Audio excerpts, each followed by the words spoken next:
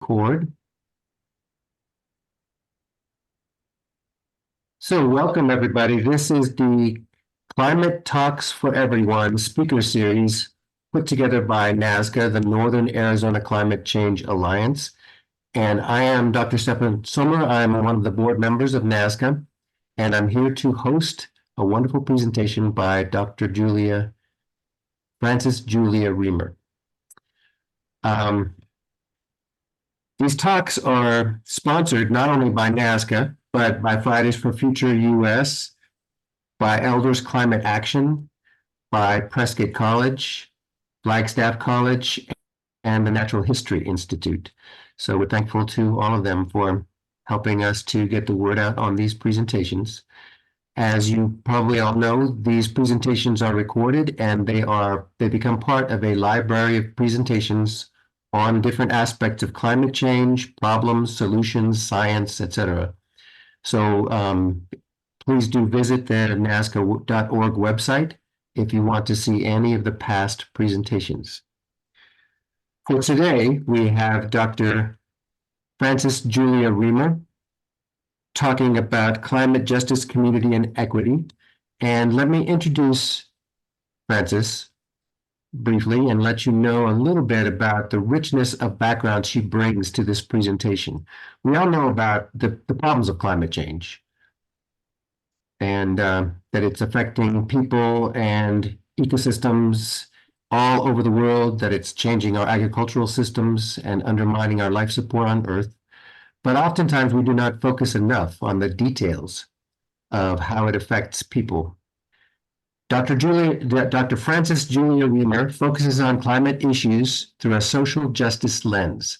Dr. Riemer is professor in educational foundations at Northern Arizona University and affiliate faculty in the Women's and Gender Studies program. Dr. Riemer's ethnographic research investigates intersectional understandings of climate action. She is co-founder on the board of Northern Arizona Climate Change Alliance and has been involved in the development, writing, and adoption of municipal climate action plans. Dr. Riemer speaks locally and internationally on gender and climate change and grassroots action around climate, and is co-producer of People's Climate Solutions, a clearinghouse for information on local action around climate.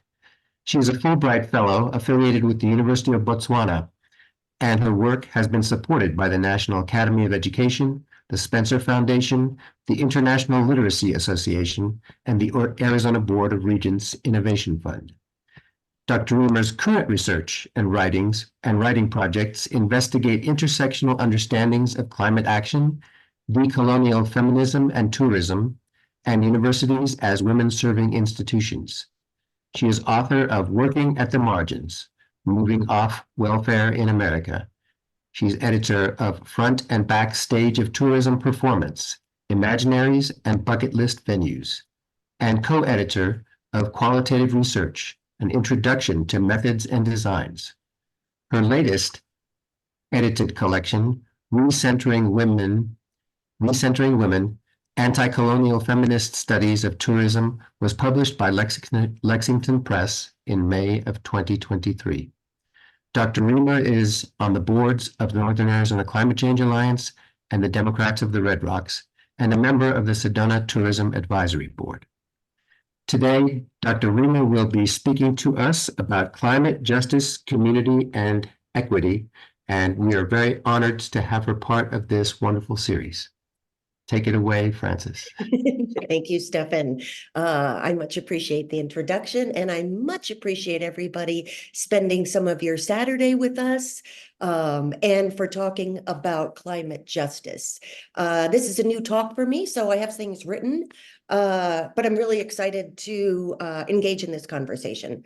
And I've been wanting NASCA to talk about climate justice for quite a while, so I'm looking forward to your feedback. I think I'll talk for like 40 minutes-ish at the most, at the very most, and then we'll have time for conversation. Okay, so I'm going to share my screen so we can see the delightful slides that I put together. There we go. Stefan, can you see the slides? Yes, they're up. Yep, thank you. Okay. All right, so in this presentation, we reshape climate action from a technical effort to cut emissions into an approach that also addresses human rights and social inequality. So to quote Katrin Jakobsdottier, who's the Prime Minister of Iceland, in all our actions against climate change, we need to fight for climate justice. Human rights, social justice, and gender equality are all intrinsically connected to the fight because climate change affects the poor more than the rich, the underprivileged more than the privileged, and women differently than men. So what is climate justice?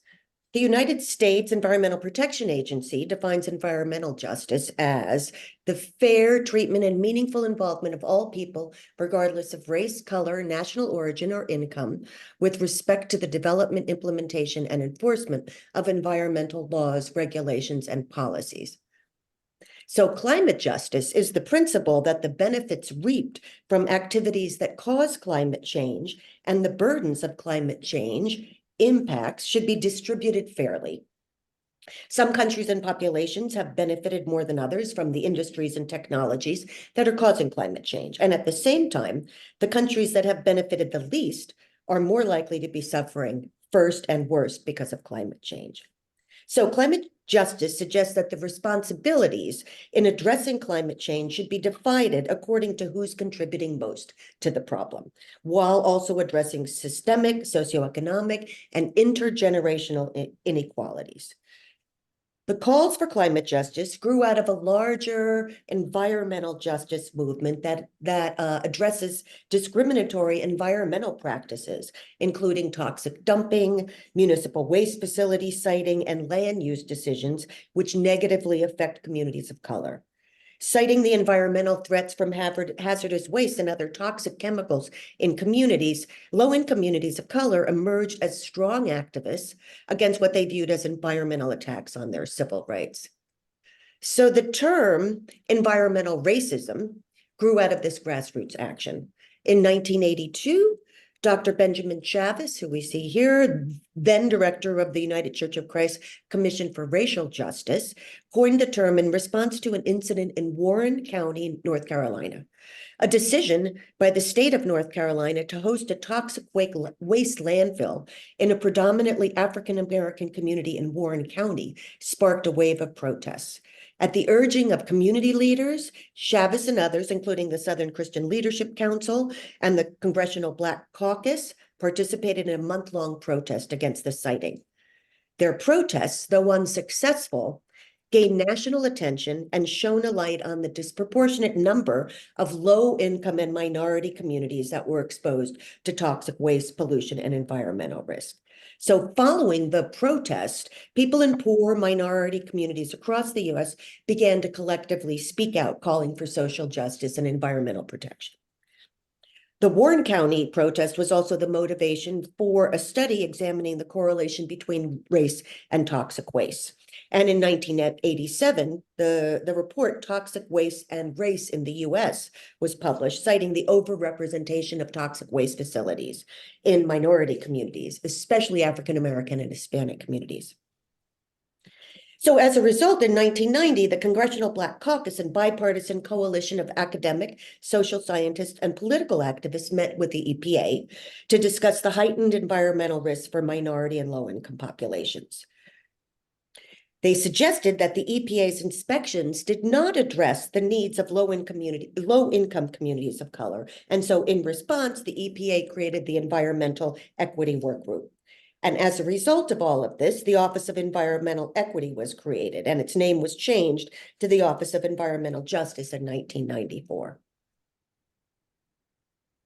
And so we see that both the Congressional Black Caucus and its environmental justice brain trust has been and continues to be a driving force in environmental justice activism. Now, what's the connection?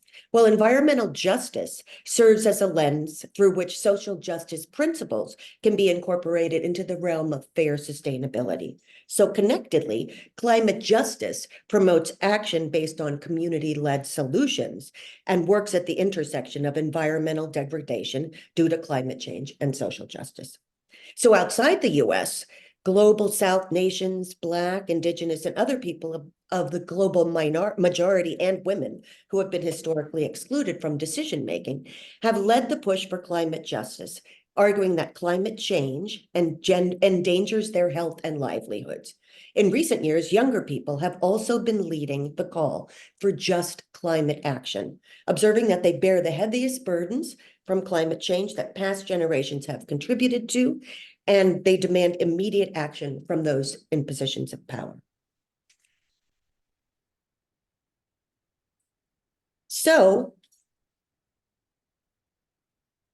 in what ways are certain communities disproportionately affected by environmental issues? So, research in the years since has highlighted the environmental inequalities that low-income and minority communities face, not just in the US, but across the world. The National Resources Defense Council reported that access to clean, drinkable water in the US is heavily correlated with race and other socio-demographic characteristics. According to a report by the NAACP and the Clean Air Task Force, Black people, African Americans, are 75% more likely to live in communities that are next to industrial facilities and typically endure levels of air pollution at least 56% higher than that which would be equitable.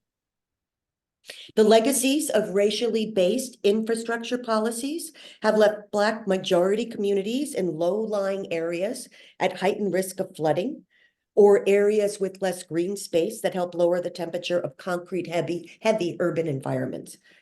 Because of that, African Americans swelter through temperatures 2 degrees hotter on average and 6 to 8 degrees hotter in more extreme cases.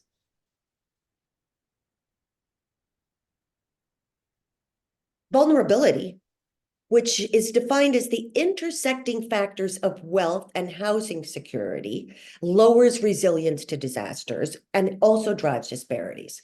Less exposed Black majority neighborhoods face climate gentrification when property price increases in higher elevation areas are driving low-income residents out. Additionally, many Black communities have been blocked historically from building wealth, and so are navigating the impacts of climate crisis without a safety net. On average, Black families have roughly 10 times less wealth than white families, and they experience place-based disadvantages, such as, of course, food deserts, poor access to adequate health care that accentuate climate risks. For low-income households that lack financial safety nets, a climate impact like a heat wave can force a choice between financial risks or health, that is, spending money on cooling versus suffering through dangerous heat. Similarly, both sudden disasters and gradual climate changes can affect employment opportunities, earning potential, and household debt, which can widen pre-existing wealth gaps. Native Americans have been subject to processes of what's called waste landing, in which lax planning regulations on native lands have enabled higher proportions of dangerous developments, including waste dumps and uranium mining. And of course, we see that in our neighbors up north and on Navajo. In the UK, young families and poorer households are disproportionately represented in areas with high levels of air pollution. In other international settings, entrenched poverty and structural inequalities drive differences in vulnerability and adaptive capacity along lines of historic wealth extraction. As we experience rising sea levels, changing weather patterns, and an increase in climate-related disasters, it's clear that minority communities bear the brunt of the impact. According to the UN Secretary General Antonio Guterres, this is a quote, "Climate change is happening now, and to all of us, no country or community is immune. And as is always the case, the poor and the vulnerable are the first to suffer and the worst hit." John Magrath from Oxfam explains in a report by Minority Rights that, quote, "Minorities tend to live in places that are worst hit by the impacts of climate change. Their poverty, exacerbates their vulnerability. In 2022, Carbon Brief published an analysis, and we've heard about this analysis in other talks, of 350 scientific reports tracking extreme weather. The report found that 79% of these droughts, floods, hurricanes, tsunamis, and heat waves were either caused or made worse by climate change. And so we know that across the planet, we are all feeling the effects of climate change, but the effects of such extreme weather are not felt equally. Devastation is often widespread, but there are communities that have lost, suffered, and dealt with more than most.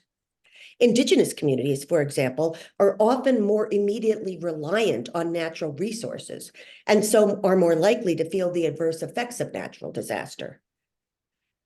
I talked to basket weavers I've talked to basket weavers in Hopi, in Botswana, in Guatemala, and the weavers all talk about the effect of climate change and the ways that it affects their ability to collect the resources that they need. Overwhelmingly, extreme weather events exacerbate societal and systemic inequities. So climate impacts can exacerbate inequitable social conditions. So I have a few examples that have been noted. As I mentioned, communities of color are often more at risk from air pollution, according to the ACP, the American Lung Association, and countless research papers. Seniors, people with disabilities, and people with chronic illnesses may have a harder time living through periods of severe heat. And we know about this, right? We know about how severe heat in Phoenix causes death, often particularly among the elderly. People with limited income may live in subsidized housing, which too often is located in a floodplain. Their housing options may also have inadequate insulation, mold problems, or air conditioning. So there is less ability to effectively combat severe heat or cope with strong storms. Economically challenged people may also be hard pressed to afford flood or fire insurance, rebuild homes, or pay for steep medical bills after catastrophe strikes. The list goes on and on. Language barriers can make it difficult for immigrant communities to get early information about incoming storms or weather disasters or wildfires, or to communicate effectively with first responders in the midst of an evacuation order. Some Indigenous communities are already seeing their homes and livelihoods lost due to rising sea levels or drought. For example, the Biloxi Choctaw tribe has lost nearly all its land and is already located to higher ground.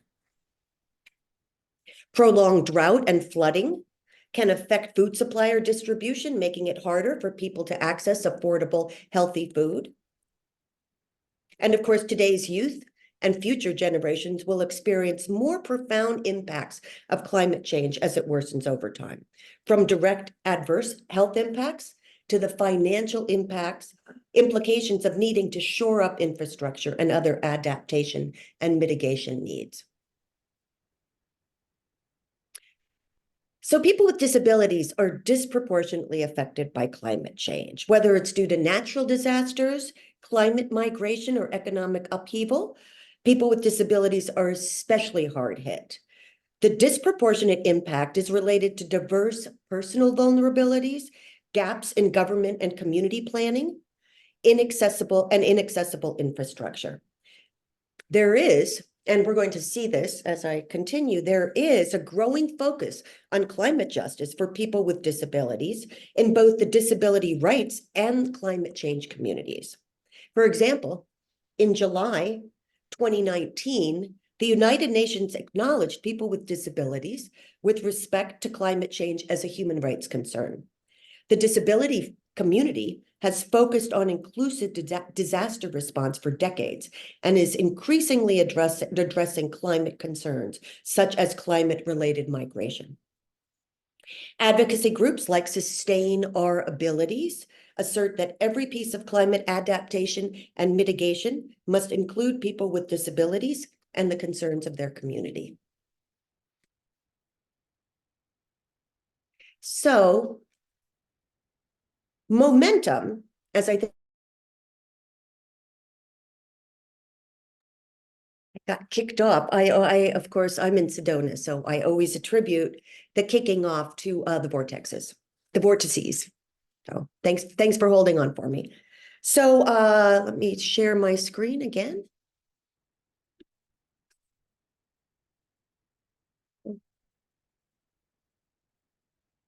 So I was saying that now I've laid out the situation, what we mean by climate justice, and why I am back. Thank you, everybody, for holding on. Hopefully that will be the end of it. Anyway, we were talking, let me share my screen. Hold on one second. Yeah. Okay, here we go. So momentum is building for climate justice solutions. Are you okay? Yeah. Sorry. So we're going to see that there has been a really significant shift, and we know this when we trace the UN climate meetings. So in June 29th, 2020, the Washington Post column headlined, "Climate change is also a racial justice problem." And as reporter Sarah Kaplan wrote, "You can't build a just and equitable society on a planet that's been destabilized by human activities. Nor can you stop the world from warming without the experience and the expertise of those most affected to it." So folks who are in or who advocate for climate justice argue that the climate crisis is a system which prioritizes profit over sustainability. And as such, solutions require, and I'm quoting here, a transformative system lens and approach, which addresses the unequal burdens in certain communities and realigns the economy with natural systems. Organizations like the Climate Justice Alliance work to bring race, gender, and class considerations to the center of the climate action. The NAACP advocates to reduce greenhouse gas emissions and advance clear energy while promoting food justice, equity, and civil rights in emergency planning. And the UN and IPCC each continue to place greater emphasis on these issues. In combination with other current social justice movements, including the Black Lives Matter movement, many experts see climate justice becoming an increasingly significant component of overall concerns raised by climate change. Having a people-centered approach to climate action entails ensuring representation, inclusion, and protection of rights of those most vulnerable. So climate justice advocates seek solutions that address the root causes of climate change, and in doing so, simultaneously address a broad range of social, racial, and environmental justices. And these solutions are often organized into what folks call the 6 pillars of climate justice. So the first is what's called a just transition. So a just transition represents the transition of fossil fuel-based economies to equitable, regenerative, renewable energy-based systems. And it's not only centered around technological change, but also emphasizes employment in renewable energy and other green sectors, sustainable land use practices, and broader political economic transformation. And we see some of that going on the Navajo, right, where the closing of the coal mines, where the activism around the closing of the coal mines was accompanied by a plan for green jobs. So the principle of a just transition considers the economic and labor impacts of a transition to a non-polluting economy. It incorporates the needs of workers employed in and the communities supported by the fossil fuel industry and other industries that contribute to climate change. So the new Green Deal tackled both climate change and inequality in a way that sounds like a just transition. In early 2008, author Jeff Biggers launched a series of challenges for a Green New Deal that focused on the coal country in Appalachia. Biggers wrote, and he was talking about the then presidential candidate Obama, should shatter these artificial race boundaries by proposing a Green New Deal to revamp the region and bridge a growing chasm between bitterly divided Democrats and call for an end to mountaintop removal policies that have led to impoverishment and ruin in the coal fields. Now, nearly 15 years later, the Inflation Reduction Act, IRA, of 2022 makes the single largest investment in climate and energy in American history by providing funding to assist coal field and power plant communities in economic diversification, infrastructure, and workforce development. According to the consulting firm Wood Mackenzie, United States annual renewable energy capacity could tribute in 10 years as clean energy law powers more investment in the sector.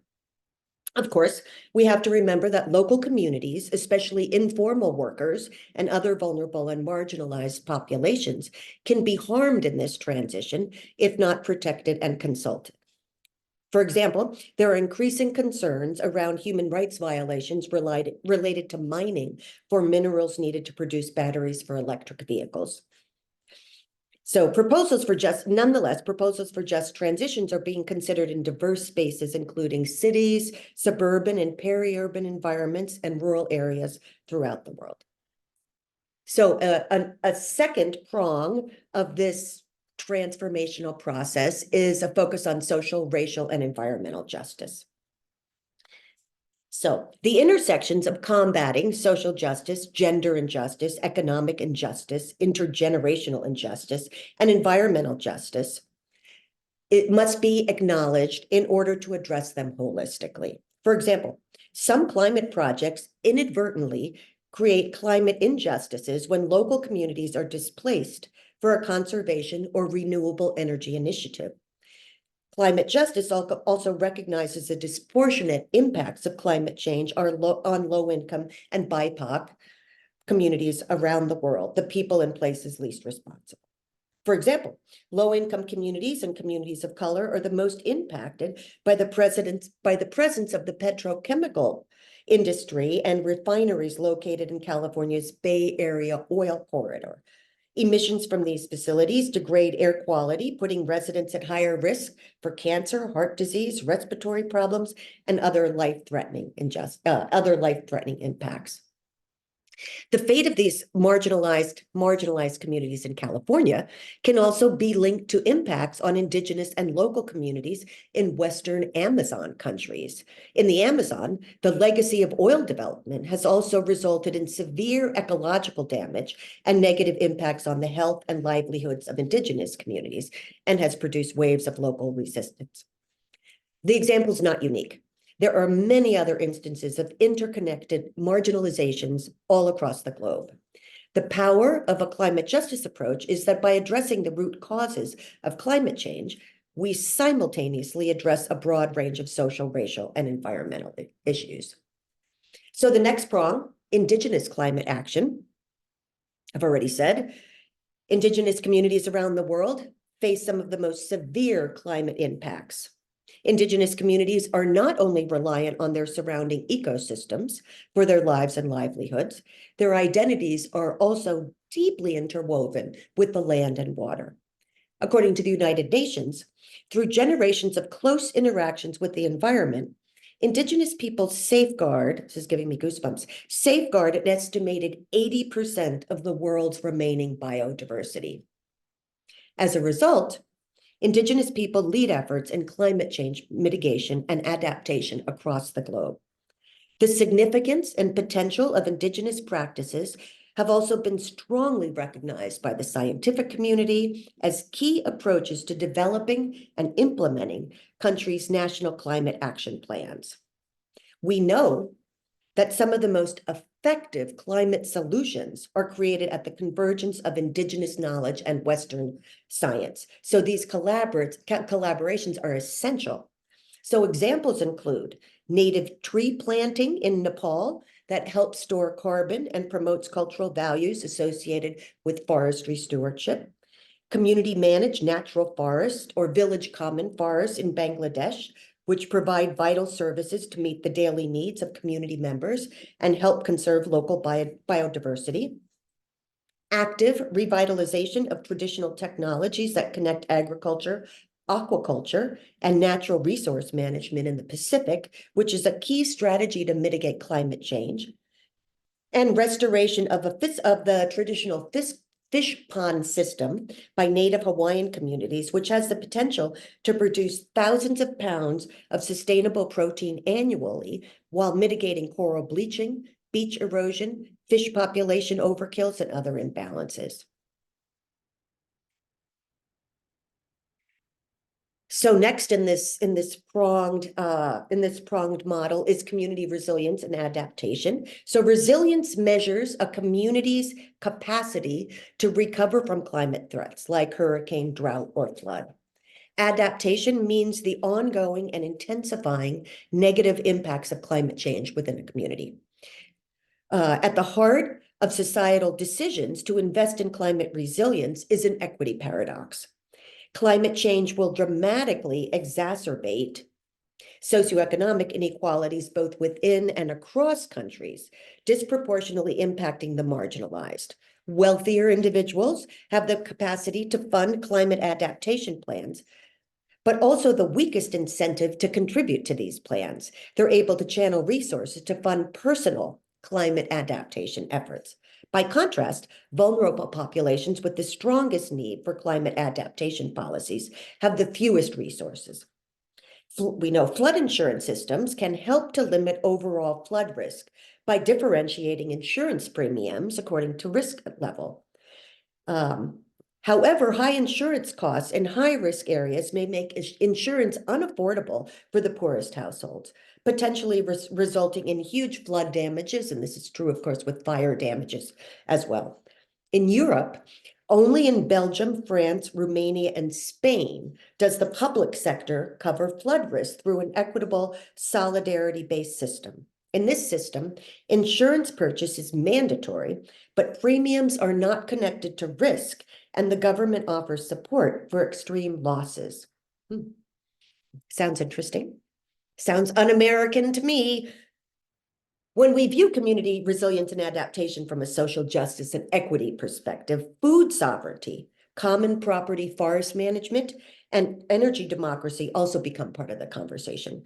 Planning has been found most effective when local communities develop their own solutions and allow them to benefit directly from local climate action. So I was just in the Florida wetlands, so I have found this facet particularly interesting. Natural climate solutions recognize the importance of forests and agricultural lands as critical ecosystems for equitable climate action. From a climate justice perspective, natural climate solutions take a systems approach and include regenerative farming, agroforestry, permaculture, urban gardens, and forest restoration. Forests represent a particularly important climate change mitigation strategy. Most solutions focus solely on preventing future emissions, but forests have the ability to draw down and store atmospheric carbon.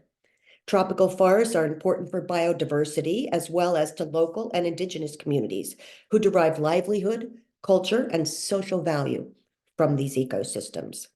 Regenerative farming that's based on sustainable agricultural practices has the capacity to store more carbon in the soil. Climate justice calls for these practices to be in the hands of small and medium-sized farmers, as well as local and indigenous communities. So a climate justice approach to natural climate solutions considers not just how land is managed, but who has access to it. It's critical that those who live on and steward the land have the autonomy and support to make decisions that generate social and ecological benefits for themselves, their communities, and the environments. And lastly, we have climate education and engagement. So given the amount of denial and misunderstanding surrounding the climate crisis, widespread climate education and engagement is fundamental to addressing root causes of climate change. And here we are doing just that. The UN Framework Convention on Climate Change, the Paris Agreement, and the Associated Action for Climate Empowerment all call on governments to educate, empower, and engage all stakeholders and major groups on policies and actions related to climate change. Education is needed not only based on climate science, but also on the ways in which climate change is deeply intertwined with a range of other social, racial, and environmental issues. Green learning advocates call to balance capacity and raise awareness on the issues of gender, education, and climate justice. Raise awareness and understanding across current and future teacher workforce on the anthropogenic drivers of climate change, the difference between low impact and high impact climate solutions, and the intersections between climate change and climate justice. And that we co-develop with educators a teacher training program and teacher leader development programs on gender transformative education for climate action. I love this picture. I love this slide. It always makes me smile. So I want to spend the last part of this talk talking about reparations, which has gained a considerable amount of traction. So given the uneven distributions and impacts and responsibilities, there's a growing call for a more reparative approach to international climate change policy. So reparations means rectifying past and ongoing harms. As a policy mechanism, it has mostly involved compensatory measures, such as one-off wealth or land transfers to individuals impacted by state-sanctioned violence or systemic injustice. Calls for climate reparations apply this logic to international disparities in climate change impacts and risks, which are the result of substantial differences in the responsibilities for greenhouse gas emissions stemming from colonial histories of resource extraction. A parallel logic applies to disparities within countries, particularly in the US, where the ongoing legacies of slavery have made many Black communities distinctly exposed or more vulnerable to the impacts of climate change. However, the case for climate reparations is distinct from other forms of reparations because of the scale of the impacts and the complexity of determining accountability. Because the impacts of climate change are accelerating, meaning that our children, our grandchildren, our great-grandchildren will face more severe and costly risks. The call is not just for a wealth transfer to redress legacies of injustice, but a shift towards a more equitable and anti-racist climate change policy. So that means not just reparations, but a reparative stance. Small island developing states have also been at the forefront of climate change advocacy around reparations. At the COP27 conference in 2022, a coalition of formerly colonized nations and China successfully pushed a breakthrough agreement for colonizing nations to provide loss and damage funding to developing countries affected by climate disasters. The agreement followed increasingly prominent conversations around climate reparations. Climate litigation is also on the rise. Residents and Dutch citizens of Bonaire, together with Greenpeace Netherlands, launched legal action over the government's failure to protect the Caribbean island against climate change impacts. Bonaire, a former Dutch colony, has been a special Dutch municipality since 2010. According to the 7 individual plaintiffs, the state is negligent in protecting them from climate change and violates their human rights. They demand that the Netherlands meets its fair share when it comes to the reduction of greenhouse gas emissions, and that the island of Bonaire is better protected against climate change impacts. Citizens, youth, and communities are increasingly following this model and are taking governments and companies to court to address the climate and environmental related harms. In March 2023, the UN General Assembly, supported by a core group of 17 countries, adopted by consensus the resolution spearheaded by Vanuatu, a tiny Pacific Island nation vulnerable to extreme climate effects, and youth activists to secure a legal opinion from the International Court of Justice to clarify states' obligations to tackle the climate crisis. Vanuatu, an archipelago of islands 500 miles west of Fiji, with about 325,000 inhabitants, was hit in 2023 by two Category 4 hurricanes within 72 hours of each other. They caused widespread infrastructure damage, evacuation, and left residents without water and electricity for days. Island nations and developing countries like Vanuatu, the Solomon Islands, Madagascar, and Sri Lanka have contributed least to global greenhouse gas emissions, but are bearing the brunt and erratic and extreme weather events. Here's a quote from the Prime Minister of Vanuatu marking the General Assembly's decision. He says, "Today we've witnessed a win for climate justice of epic proportion. Today's historic resolution is the beginning of a new era in multilateral climate cooperation, one that is more fully focused on upholding the rule of international law and an era that places human rights and intergenerational equity at the forefront of climate decision-making." The resolution that he's referring to was co-sponsored by more than 120 countries, including the UK, but not the US, it will help establish a legal litmus test for the global climate justice movement, which seeks to hold countries to account for climate failures in the courts. An advisory board will help establish whether there is a legal obligation for countries to do so, to do what they have committed to in non-binding treaties, such as the 2015 Paris Climate Accord, and whether failure to do so can be challenged through litigation. The head of the global political strategy at Climate Action Network International said, I'm quoting, "The UN resolution to take the issue of climate change to the world's highest court is a historic moment in the fight for climate justice, human rights, and intergenerational equity. The advisory opinion must serve as an important accountability tool towards states' obligations in protecting the environment and future generations from climate impacts."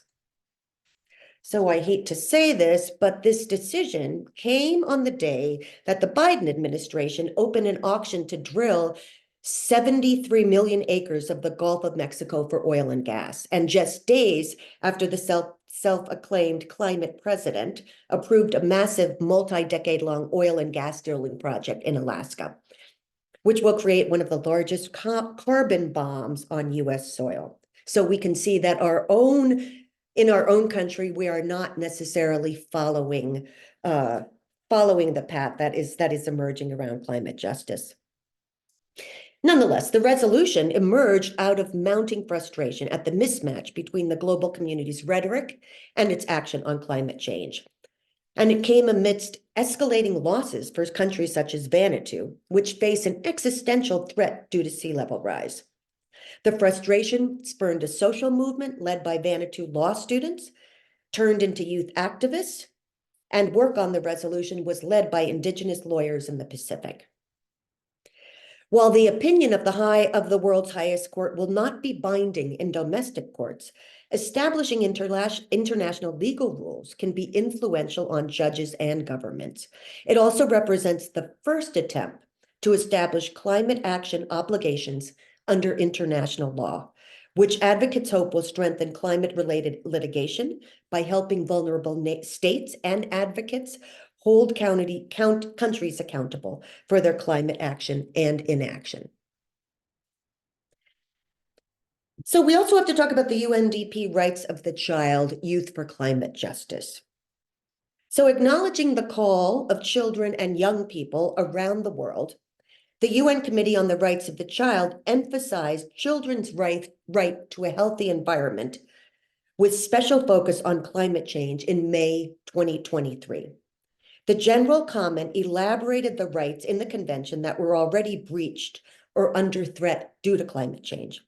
It confirmed that children have a right to a clean, healthy, and sustainable environment. It clarified the obligations of states and the role of the business sector. It also made child-specific recommendations for mitigation, adaptation, loss and damage, and climate finance. Over 16,000 children were consulted in the drafting process, and the final document clarified the obligations of countries and the business sector.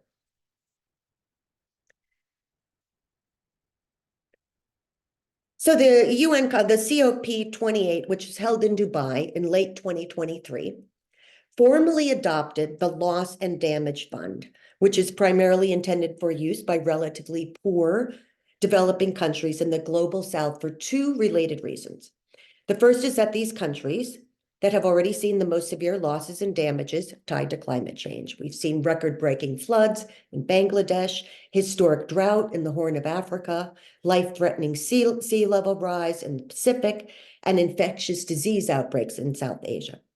The second reason is that due to their late or still ongoing industrialization, these nations did far less to cause the climate change that's already harming them, far less than their counterparts in rich and early industrializing regions like Europe, like the European Union and the United States.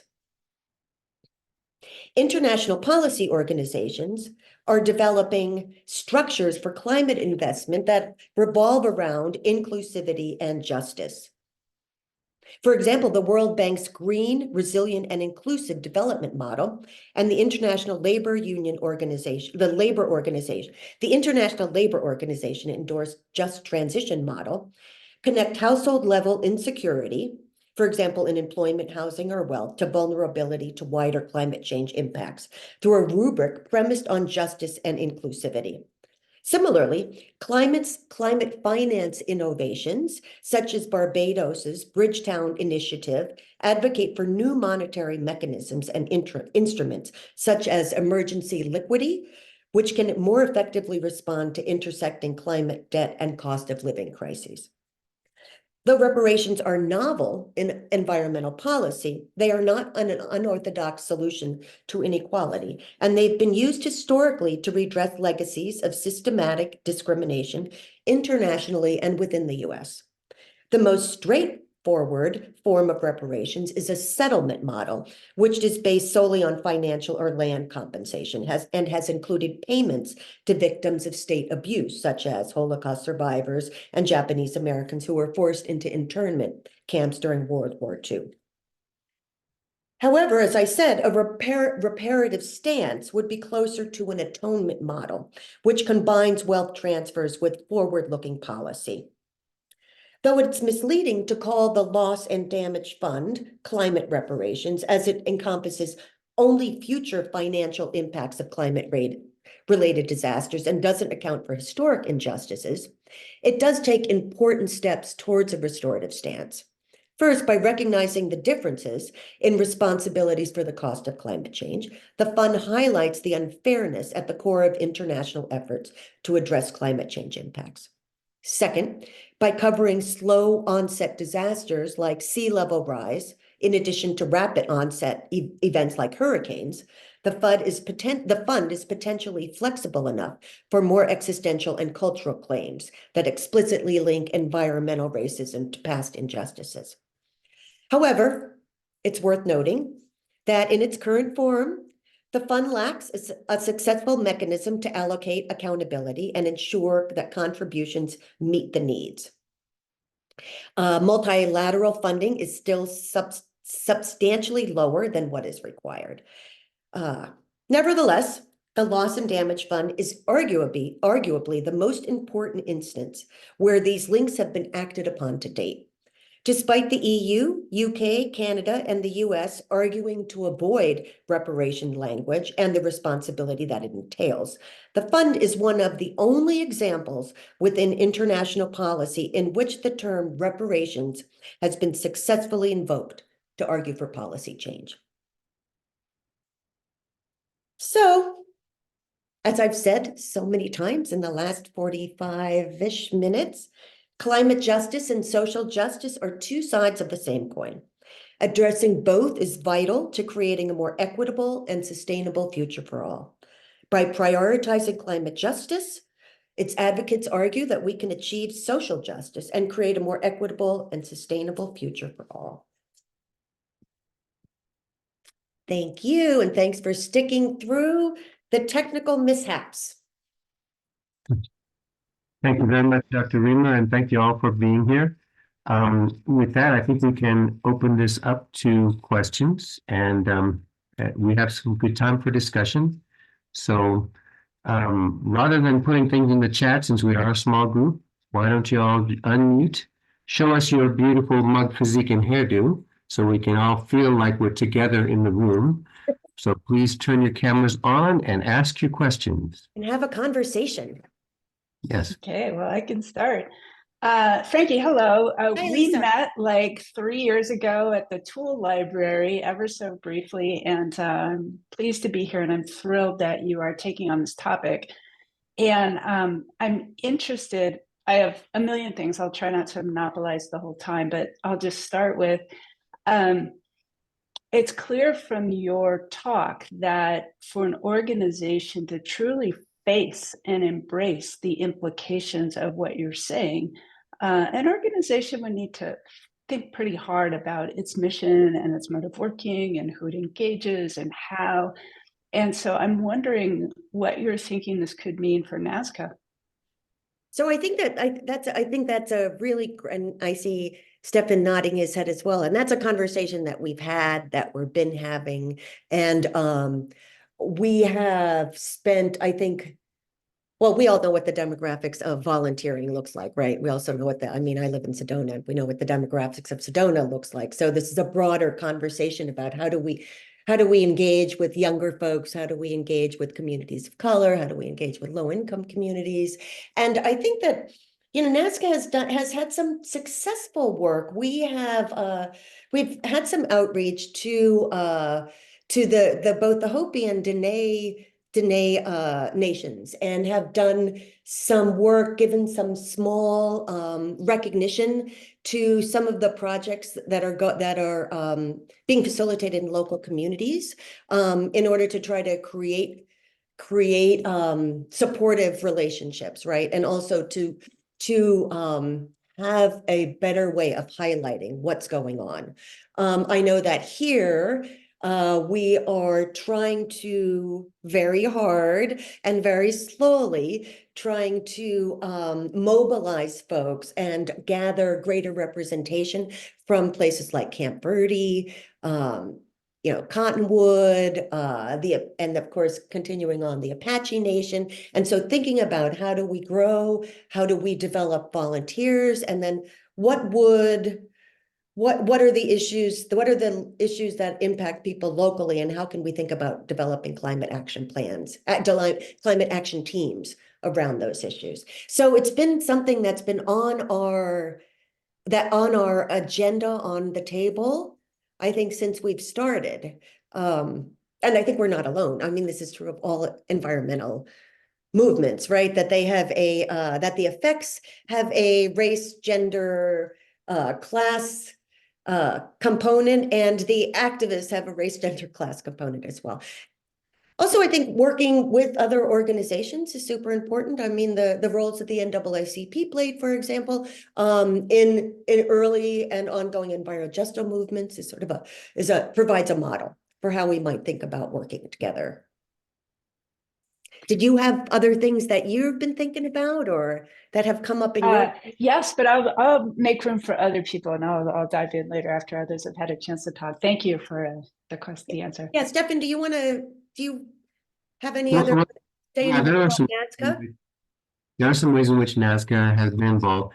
And education and outreach is a key component of what we do, because if we're going to get folks to vote in the right direction, they have to understand what the climate crisis is and the details of it to know in what direction their voice should go.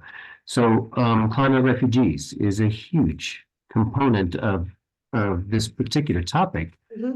And we have worked hard to make people aware that the people who are arriving at the southern border of Arizona are, in fact, climate refugees, primarily from 3 countries in what's called the Northern Triangle, where they're getting hammered by not only much more extreme drought because of climate change, but also shifts in the seasonality of rainfall, which have brought in new diseases for coffee trees and other crops. So usually it's not the farmers themselves who flee. They have some land, they've got some economic resilience, but it's the farm workers who the farmer can no longer hire, who flee to the cities. They can't get work. They ultimately flee north because they're just out of luck. in their own countries. And this is going on worldwide. People just in this country are not aware of these things, and they need that awareness in order to become more active and complete citizens involved in the process here in this country, in our state, in our county, in our cities.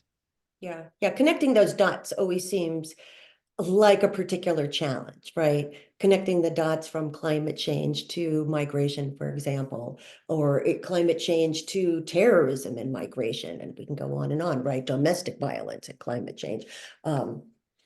Yeah, so helping or engaging in conversations that do that, I think are really important. And that is one of the tasks that we've taken on for sure. Yeah. And then also, again, partnering with local organizations that are in local indigenous organizations, for example, being a border town and a border county. Yeah, hi, Barbara. I know You're muted. I'm totally new to this. I'm down from Wisconsin for the winter, which is not that unusual in Sedona, but in any case, so I'm coming from experience up there. Mhm. But here's sort of my thing. We're doing similar things up north. We started in probably 2018 by studying the Pope's encyclical on climate change. And he spoke eloquently about how it was going to impact the poorest among us the most. And Francis, you've done a good job of explaining all that. I can hear that by listening to the news, CNN, MSNBC, the ones that are addressing it at all. I can hear some of that. But here, as this is my thought, as a person of good fortune, I can listen to this, and those statistics need to be recorded, and I'm not putting them down at all. But sometimes it's so overwhelming that we just think this is hopeless. I've got so many things on I'm just talking as a general person in the community. I have so much on my plate. I don't have time to help. I can't take on one more charity. We can't give one more hour to helping those people who need it most. What can I do in my home to take care of climate change? And that's sort of the impetus of what I'm trying to struggle with back home in terms of helping my congregation, my community understand how do we impact what's going on in our home. Yeah, sure, we can put solar panels on the church. We can stop throwing fertilizer on our lawns up in Wisconsin. We can drive electric vehicles. But what can I do in my house what can I do in my garden? What can I do about the lack of rain that's happening? I mean, Wisconsin has no snow. No snow. Can you imagine? In Wisconsin, I come from a place where there should be 2 feet of it right now, and there's not. So people are aware of what's happening with climate change. What can we do in our homes to help us be? Then what can we do to change the leadership? This is a big voting year. And we need to address those people who are ignoring our pleas for change, who are not even, they're denying that it's happening. I don't know how they can deny it because it's in everybody's backyard. But so it seems to me like we got to start locally and build that grassroots up so that we don't wear people out with what's happening in Bangladesh or I mean, obviously they need help. I'm not saying that. I'm just saying, what about our own backyard? What can we do to make change? Sure, sure. I mean, I see this in Sedona, certainly. And when, for example, here we have wildfire concerns, right? And so there's a question of how do we get out of town, and who can afford to get out and who can't, and who gets stuck, given that we have very limited access here, right, in our three road city. So when the so when the city makes decisions around wildfire mitigation, for example, or emergency evacuation procedures, it seems like they should start those conversations with who are the hardest hit, who have the most difficulty in getting out. And so what do they need? And if we can accommodate them, then everybody else will automatically be accommodated. Sort of adopt this kind of universal design way of thinking about policy and impact. So that seems like one, and we can do that by advocating to locally, we're so small here in Sedona. We can do that by advocating to our council people, right? We can do that by getting involved in a climate action team that monitors what's happening in city council and addresses our committee people, our council people. Here in Sedona, we also have a new sustainability project where communities, the invite is somewhere in my house, communities can come together and get funding to plan a community project in our own neighborhoods, which both creates community and also addresses and makes more real this notion of climate and what we can all do to engage in climate action.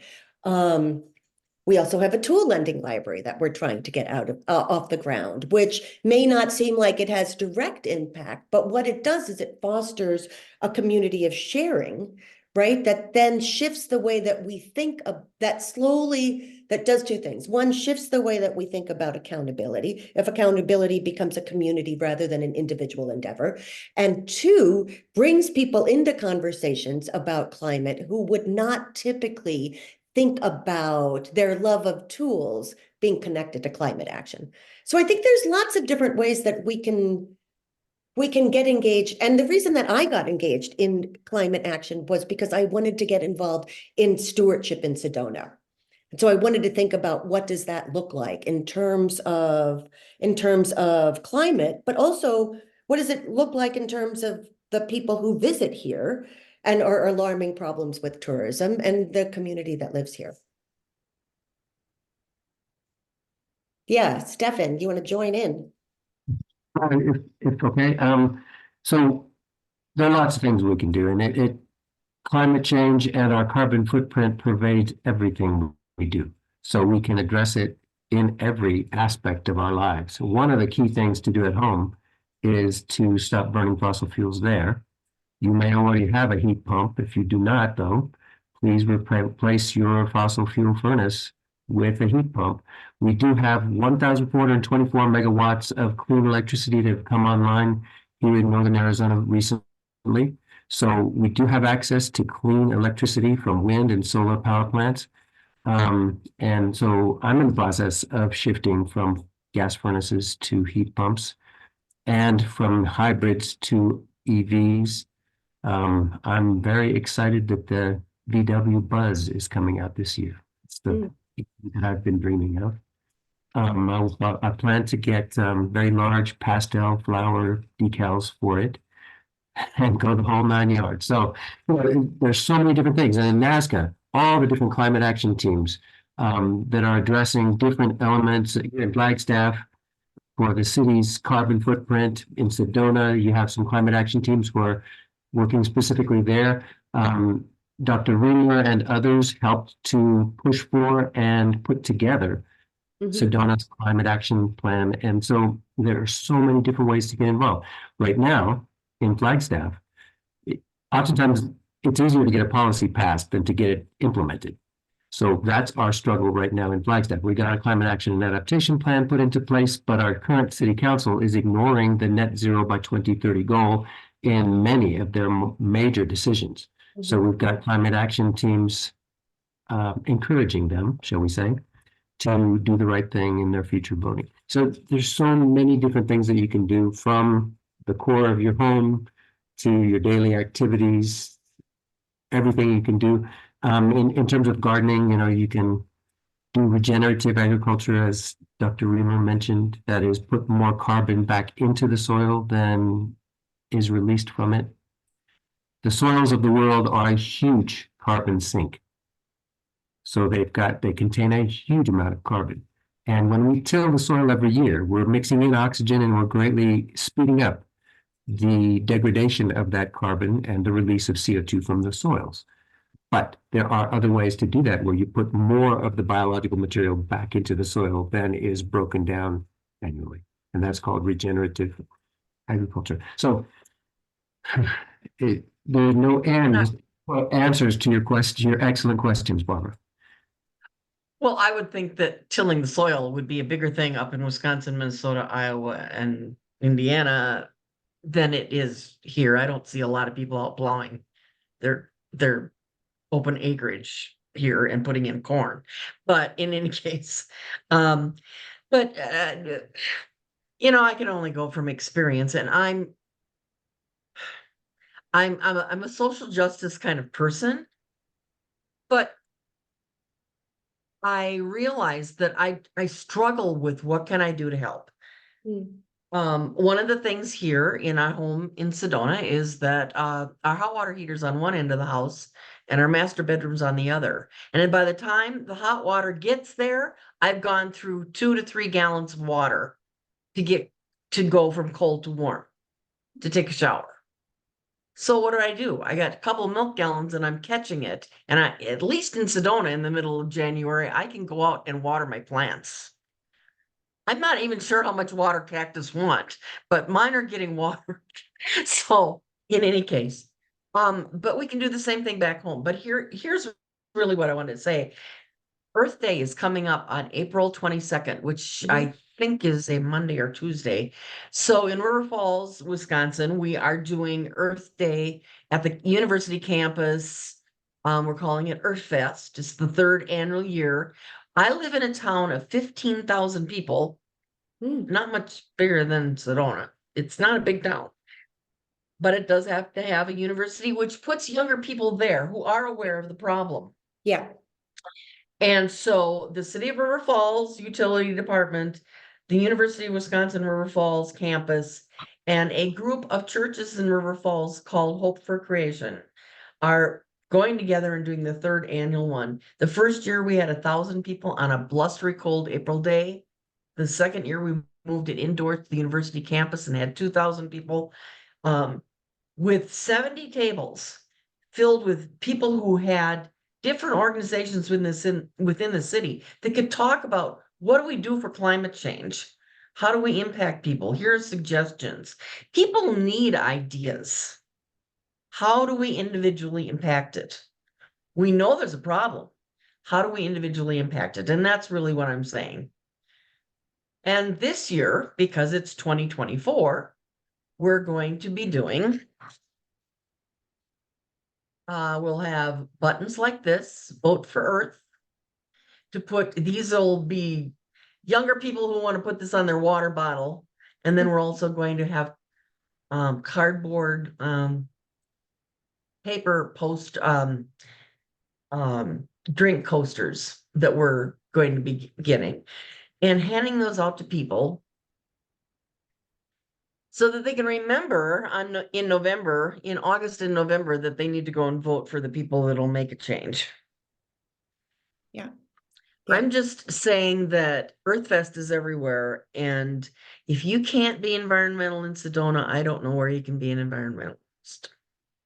You would think that's the case, wouldn't you? Yes, there is actually a very strong pushback here, though, as well. So, and in Sedona, the local government has had to tread lightly because there is a pushback. But you had brought up, I think, an important issue around voting, right? And while NASCA is not a partisan organization, certainly Neither are we, just to be clear, neither right. are And we we. certainly encourage people to support the candidates who support the platforms with which we agree, right? And many of us, I think, are involved in organizations that are just very straightforward, get out the vote organizations as well. And, organizations that fought back against the gerrymandering that we encountered this last go around, and on and on. So, right, I think that certainly the literature seems to show that while individual action is important, policy and structural change is what is really needed, right? And so thinking about how to, as you suggested, get candidates who are supportive of sustainable platforms, get them to move from candidates to officials is where much of the effort needs to be as well. Yeah. And we're inviting all of the parties that will come to have a table at Earth Fest Mhm. and talk not so much about here's our candidate, but here's our issues. And these are the issues that we're supporting. And we're going to push environmental issues up, obviously suggest that that's where they need to be strongest. So in any case, I'm just trying to plant a seed. We put solar on the house down here because I mean, my God, you've got sun every day. Well, not every day because we don't have it today, but we don't in Wisconsin. So I can't, it's a lot better, longer payback in Wisconsin. Yeah. But So to make the so in connection any case, back, I think to climate justice, we have to start thinking about how do we make these options like solar panels and green vehicles, how do we make them not only available to folks who are able to have the income to Financial. invest, right? And so how do we think, and there are lots and lots of municipalities that have different ways, right, of financing, who have solar community groups and other ways of thinking about these initiatives that I think are equally important, so that we start shifting from, again, individual action, which is certainly important, but extending from individual action to thinking about community. Right? Because here last year we had this big fight around, should we have a second fire engine when there are wildfires? And there was believe it or not, a significant group of people who were against the purchase of a second fire engine, who were in favor of financing a private fire consulting company that they could call when they experience disaster. Right. And we see this in California as well, this sort of privatizing of emergency strategies. And it seems to me that instead of going down the privatizing route, we also want to think about how do we as communities think about stewardship, right? And I know you're suggesting that as well, but I think that's a really important reminder for us that we think about are the ways that we act individually, but then we also think about how those get extended out. I think you always have to keep in mind that there's a lot of money in Sedona. I'm well aware of that, but there's also a lot of people who don't have that kind of money. Right. And to build the grassroots, you really need to be able to address both of those Exactly. groups. And I'm certainly not a young person, so I can say that the older we get, the closer we get to our wallets, I think, especially when it comes to taxes.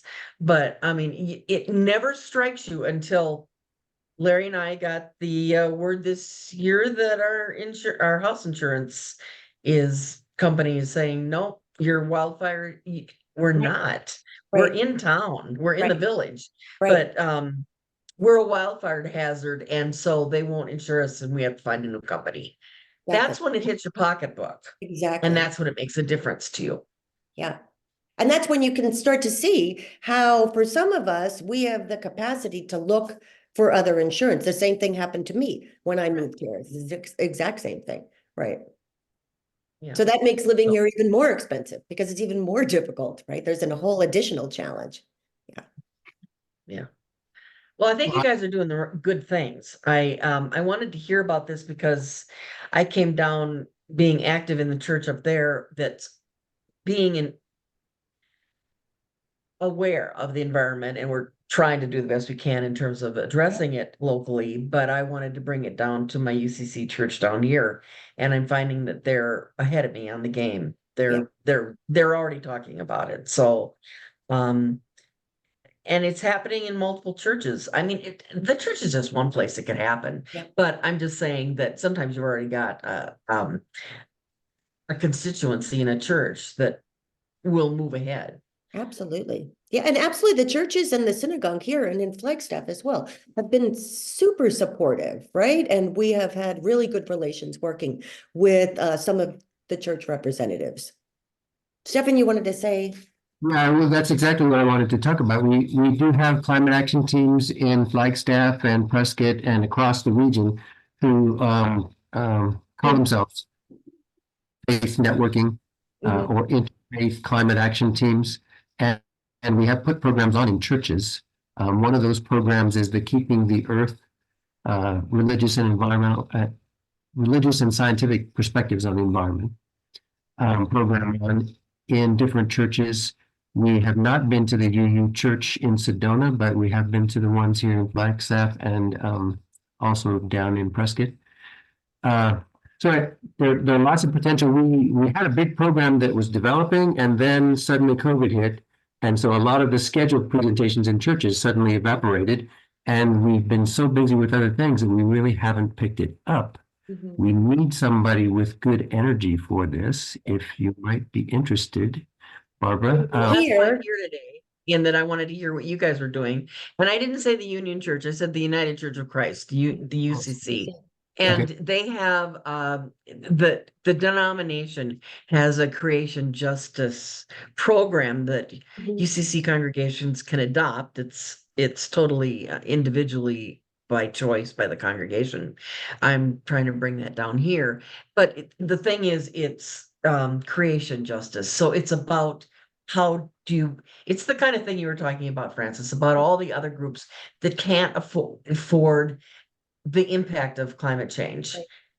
And so as people of God, we need to be doing something about that. And so it's not just what can we do environmentally in the church, Right. put on solar panels, check our light bulbs, da da da da. But it's how do we reach out to the rest of the public that can't handle this change? Yeah. So it's not isolated. Right. Yeah. Yeah, and that's great. It's great to hear about, and it's great to have a connection to all that work in Wisconsin as well. So this is a really nice sort of trans activism conversation here. Well, we have a lot of problems in Wisconsin, gerrymandering, Uh, Supreme Court, those kinds of things, but it's always good to look for the positive things. And these are one of those things that could be happening. So right? I thanks. mean, we could all feel overwhelmed with the weight of this, right? And my sense always is that we're here. We can, whatever we can do is something. Right? Doing something is something. So Well, if you're, Barbara, if you're interested in getting involved with any of the people who are already working on faith-based climate action teams, there's a huge need. We need your energy. You reach out to me and I'll get you connected to the folks. I put my email in the chat. yeah, thanks, Stefan. Jason, did you want to add anything? Jason, who's shoveling the snow in Flagstaff right now, or Munns Park, maybe? Oh, he's muted. Jason is our community organizer. Oh, he's trying to unmute. Okay. And has brought a renewed energy to NASCA as well.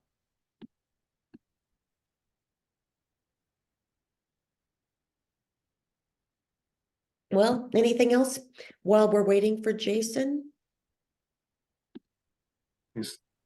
Oh, there you are. Wait, is that how I do it? Okay. Yeah. Oh, you know what's weird is it says I'm in safe driving mode. Are Can you you on still the hear? phone? Yeah. Okay, I can't find the normal thing to even turn my camera on. I Oh. know. Oh, here we go. Oh no, that's effects. I'm on my phone, y'all. So, Barbara, it's really good to hear about all the wonderful work you've done in Wisconsin and what you're doing in Sedona as well. And as Stefan mentioned, we do have some teams that have given presentations and are scheduling more in Flagstaff and in Prescott as well. And we would welcome an invitation to present, and we could certainly fill it at your congregation. And then in terms of other things, I mean, these are things I'm sure you know about, but like planting native species and rainwater harvesting and things like that. But also what we're doing up here in Flagstaff is we're very aware, and you might become aware in Sedona too, that during the summers, a lot of folks travel between Phoenix and come up to Flagstaff for cooler climate. And a lot of them stay or live unhoused. And so they camp out in the forests and stay at shelters. And we see the kind of people moving around who are unhoused based on the weather. And we are trying to, although we haven't done a good job messaging it as climate justice, we do have an effort to provide free public transportation up in Flagstaff, because that's one of the biggest barriers to some of these folks accessing services and getting around town and applying for jobs and things like that. And so there's, I think everyone's touched on so many different ways of addressing it. But thinking about how the people who can't afford housing, because there are, where I live, there are people, most of the homes are vacation homes from folks in Phoenix who have the money to have a vacation home. They can come up and enjoy the snow, or in the summers, enjoy cooler temperatures. But then it affects the folks who actually are working in the community and affording, where they can live. And so even things like affordable housing and, all the different ways that that climate change is affecting our communities in trying to provide, to take care of everyone and look out for everyone. And so I look forward to, Barbara, how long are you in town for? And when do you go back to Wisconsin? Because we would love to have you participate with us as when you're down here in the winter. Oh, you're muted. Sorry. Okay, now I'm unmuted. We come in early January and leave in somewhere after the middle of April. I want to get home for Earth Fest this year, so Yes. yeah. So yeah, and I don't have any mega answers, Jason or Stefan. I just know that my life is going to end, and I just like to see some change for my grandkids. Yeah. So it's really the future. For me, it's not the present. So, but it's the little things. How do you convince the person who just really hasn't totally bought in that there are the little things that they can do to make a difference? Well, there you are, Jason. I thought you were in your car. Yeah, That's a big no. car. Okay, so anyhow, but I'm not kidding. We have a security camera on our house up in Wisconsin, and there is no snow in our yard. I I mean, farmers got to be just worried, sick. I mean, obviously it's not soaking in this time of the year, and the ground's frozen, but that doesn't bode well for spring planting. So anyway, Yeah, apparently the great climate scientist Puxatani Phil yesterday, yes, Groundhog Day, predicted an early spring. So yeah, there you are. it was 50 degrees in Wisconsin yesterday. So Yeah.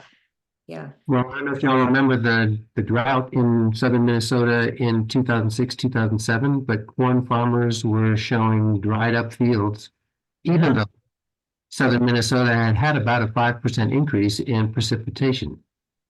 And so that's something we often do not think about. There are a couple of really important variables in drought. One of them is precipitation, and the other is temperature, because if loss of moisture increases exponentially as temperatures increase linearly. So, even if now we're getting a year of below average precipitation, but even in years of higher precipitation, it's still not enough to make up for the loss from temperature. So yeah, it could be really, really bad. Hey, Yeah. we have a chancellor at the University of Wisconsin River Falls who is very sustainably minded. So the buildings they're putting up are built with sustainability in mind, which is good. But in any case, so she has been very good to work with in terms of partnering with us. There is a sustainability coordinator on campus, and he's like been instrumental. How you guys working with the university and Flag at Yeah. all, and so that you can use some of their expertise, Yeah. their soil knowledge, their moisture knowledge, those kinds of things. And especially to be able to use their facilities in terms of a location for some of the programming you want to do. Well, Francis is a current NAU professor, and I'm a recently retired NAU professor. And one of the things that NASCA does is we write a monthly column in the local newspaper, the Daily Sun, Mhm. called Spotlight on Climate. And many of the climate science professors and other professors in other subject areas have written those Spotlight on Climate. If you want to see the whole series, you can look at the NASCA.org website. And under the work we do, Spotlight on Climate is there, and you can see all of those articles in the Daily Sun, or you can download PDFs of each of them. Just look, see which topics are your favorite. We've been going for, it'll be 3 years when we get to mid-spring this year. Wow, time flies. 3 years. Yeah. Yeah. Also, we've tried, we've had different degrees of success in collaborating with student groups on campus. You know how student groups are. I mean, they sort of disappeared during COVID and now they're reappearing. But I know Jason, Jason has been doing some work on campus, connecting with the student groups there, and our organizers before have done the same. So that's because there's a fairly active environmental or set of environmental groups on campus, student groups on campus. Yeah. And I think that's going to be important in 2024 when they are out voting, because the environment is one of their issues. I realize that they're not totally on board with everything, but it's 9 months out to the election, and I think that when they actually get, and somebody was talking about this last night on the news, on the talking heads, saying that when they actually get in the booth and they have two choices, they're gonna pick the one that represents them the best, and it's going to be different than the polls are showing right now. Yeah. I just think that they are absolutely a constituency that we need to be really close to, because it's all about their future. Yeah. It's all about their future. And in many ways, I think both young people and then indigenous folks, communities of color have moved the conversation forward. I mean, it's not just, the hero Greta Thunberg, but it's the massive numbers of young people that she has helped energize as well. I do think this is an issue. I mean, we know about folks, young people who have climate depression, right? Because they're so worried about their futures. So absolutely getting them involved. Oh, too bad Lisa left. We'll tell her thank you for joining. All right, well, it's been a really good discussion. Thank you all very much. Are there any final questions that remain unanswered? I did hear that Flagstaff has a community shoveling program, which I found interesting. That the city is trying to get people to volunteer to shovel property of folks who have more difficulty shoveling. Which I thought is a really interesting move to thinking about how do we, of course, we want to prevent, but also how do we deal with, excessive climate. Flagstaff, unlike Wisconsin last year anyway, Flagstaff got what seemed to me to be an excessive amount of snow. So we'll see this year. I know it's been lighter this year, but I developed a severe weather complex based on the snow in Flagstaff last year. It just seemed like so much. Yeah. The berms got so high, I just was wondering, can I really throw it that far? Right. Yeah. Yeah. Okay, well, thank you, everybody. Have a great weekend.